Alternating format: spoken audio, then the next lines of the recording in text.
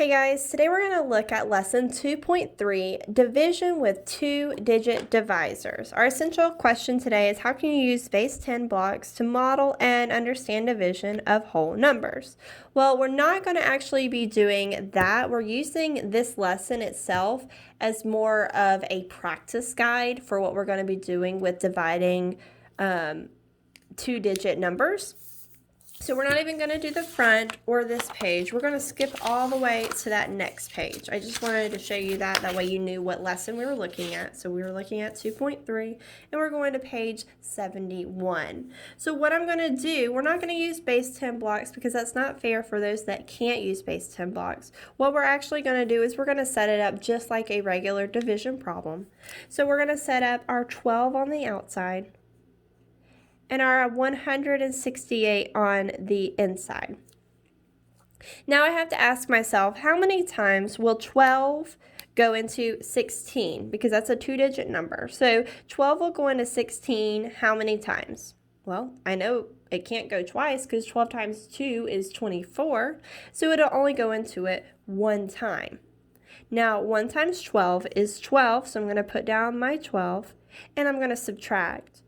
16 minus 2 equals 4, and 1 minus 1 is 0. So I'm just going to leave that blank, and I'm going to bring down my 8. Now, how many times will 12 go into 48? Well, if I know my factors of 12, which you should, I know that 12 times 4 equals 48. So 12, I'm going to put a 4 right here. 4 times 12 equals 48.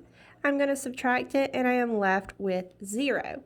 Now, just like we learned in the last lesson, we're going to check our work. So I have 14 times 12. So I'm going to come over here to the side and I'm going to check. 4 times 2 is 8. 2 times 1 is 2. Put on my 0. 1 times 4 is 4. 1 times 1 is 1. And I'm going to add it up. 8, 6, 1. Is that the same? Yes, so 14 works as my answer. We're going to do the same thing with these other problems as well. So I'm going to put right here, set it up, 14, 154. So how many times will the 14 go into the 1? Absolutely not. Will it go into 15? Yes. How many times? 1 time. So 14 will go into 15 one time. 1 times 14 is 14. Then I subtract. I'm left with 1. I bring down my 4. 14 will go into 14 one time. 1 times 14 is 14. Subtract it. I'm left with 0. Now I can multiply to check my work. 11 times 14. So I have 4 times 1 is 4.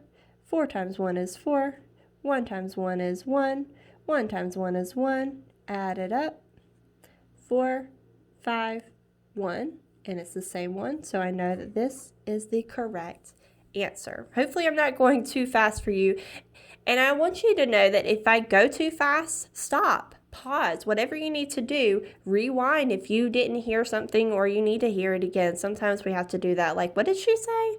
Why is she doing this? And go back and refresh and be like, oh yeah, that makes sense. Sometimes you have to just listen to it that second time.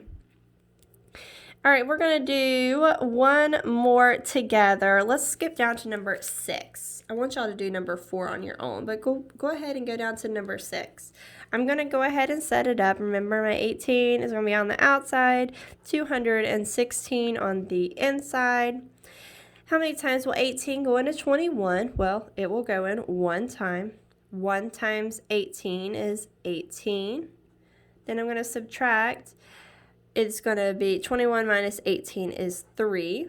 So I'm going to bring down my 6. Now, do I know my factors of 18 well? Not quite as well as I know my 12s. So over here to the side, I can think about what can I multiply by 18 that's going to give me 36. So I'm going to come to the side and I'm just going to say 18 times 3. Let's see if that works. That 8 times 3 is 24, sorry. And then 3 times 1 is 3 plus 2 is 54. So will that one work? No. So I have to go something a little bit smaller. 18 times 2. 8 times 2 is 16. Put down my 6, regroup my 1. 2 times 1 is 2, plus 1 more is 3. Now, will this one work? Absolutely. So I know that my 2 is going to work up here. 2 times 18 is 36. Subtract it, and I'm left with 0. Now, what do I do to check my work? I do 18 times 12. Does it matter what order we multiply them in? No, according to the commutative property of multiplication, it doesn't matter which order you do it in because it's going to give you the same answer. So I have 8 times 2 is 16. Put down my 6, regroup my 1. 2 times 1 is 2, plus 1 is 3. Then I have, put down my 0. 8 times 1 is 8. 1 times 1 is 1. Add it up. 6, 11, 2. Is that the same as this one? Absolutely. So I know that the 12 is correct. Okay, so I want you to circle 4. You should have already circled 4. Circle 5, 7, 9, or 8, excuse me, 9, 10, flip, and I want you to try this. This is connecting to social studies, so you might do a little bit of reading. You might learn something cool. So if you learn something cool on this lesson, I want you to message me and say, hey, this is what I learned. This is interesting, or see how it connects to something in your real life, okay?